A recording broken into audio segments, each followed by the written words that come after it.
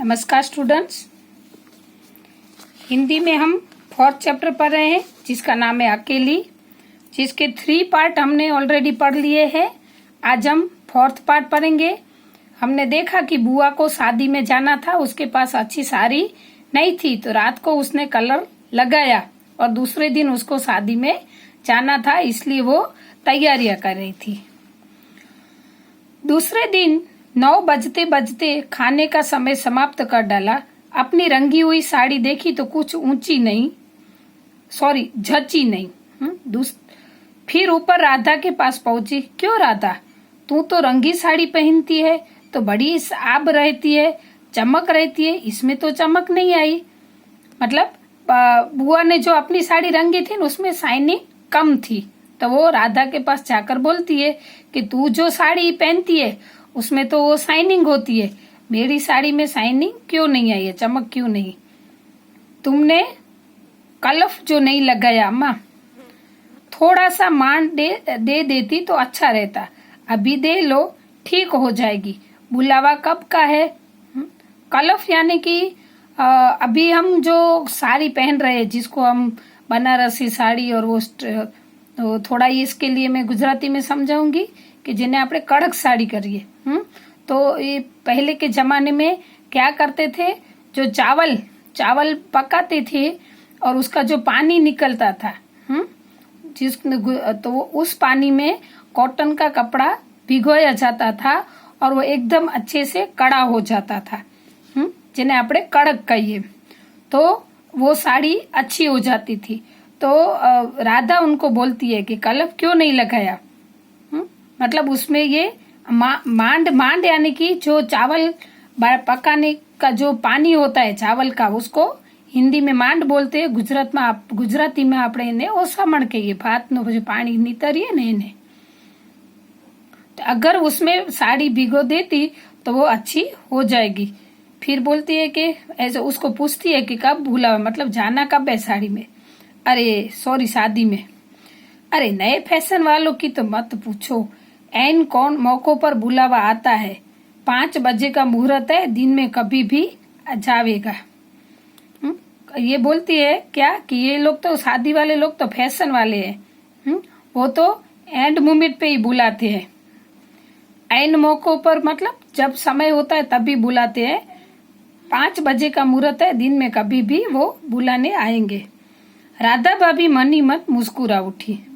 बुआ ने साड़ी के मांड लगाकर सुखा दिया, फिर एक नई थाली निकाली। अपनी जवानी के दिनों में बुना हुआ क्रोशिये का एक छोटा सा मेजपोश निकाला। मतलब कि बुआ ने फिर साड़ी को स्ट्राच कर दिया। फिर एक थाली निकाली। जब वो यंग थी तब उन्होंने बनाया था जो टेबल क्लॉथ, जो हम कहीं पे उस थाली पर कवर करके मेजपोश यानी कि टेबल क्लॉथ होता है, तो वो निकालकर फिर थाली में साड़ी, सिंदूरदानी, नारियल और थोड़े से बतासे सजाए। फिर जाकर राधा को दिखाया। सन्यासी महाराज सवेरे से इस आयोजन को देख रहे थे। उन्होंने कल से लेकर आज तक कोई 25 बार चेतावनी दे दी थी कि यदि कोई बुलाने न आए तो चली मत जाना, नहीं तो ठीक नहीं होगा। हर बार बुआ ने बड़े ही विश्वास के साथ कहा, मुझे क्या बावली समझ रखा है जो बिना बुलाए चली जाऊंगी? अरे वह पड़ोस वालों की नंदा अपनी आंख से बुलावे की लिस्ट में नाम देख कर आई है और बुलावेंगे क्यों नहीं?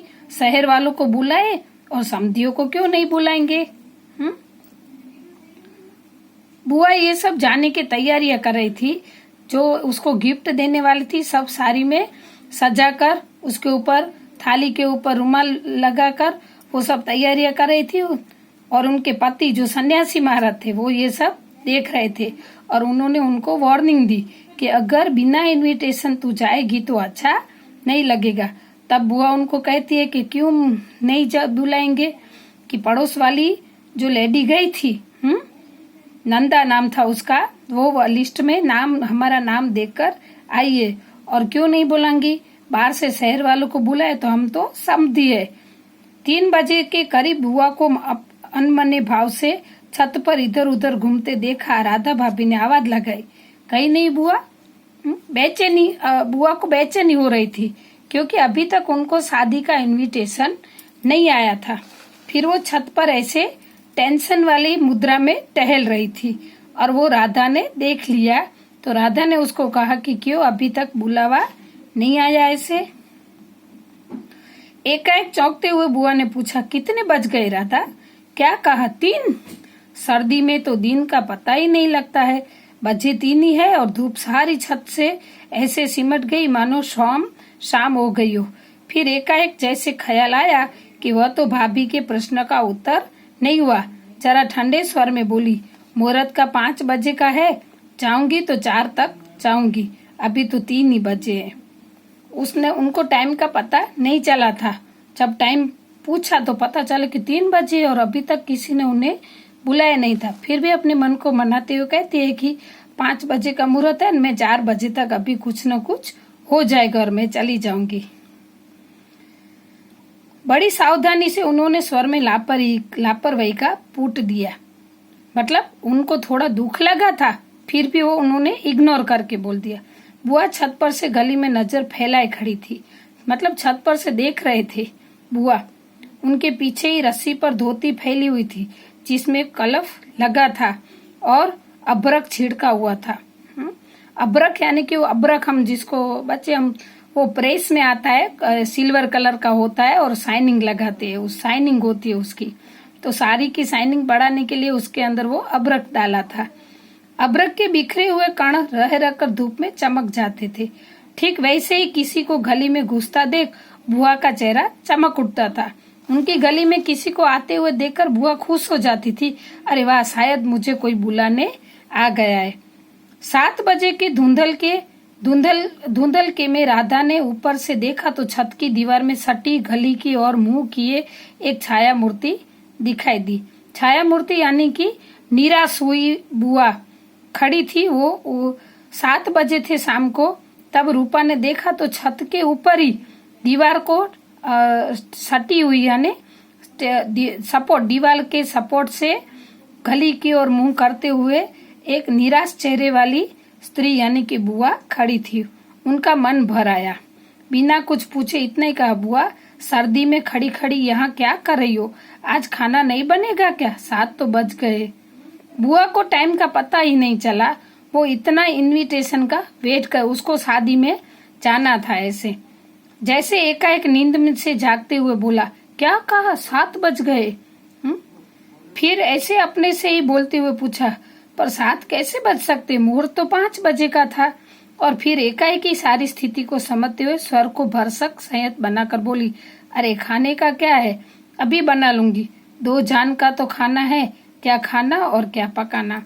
मतलब ये जब बोलती है राधा टाइम का तो उन्हें ऐसा लगता है कि 7 बज गए। फिर उनको परिस्थिति का क्या ख्याल आया कि अभी मुझे इनविटेशन आने वाला नहीं है, समधियों ने उनको शादी में बुलाया नहीं है।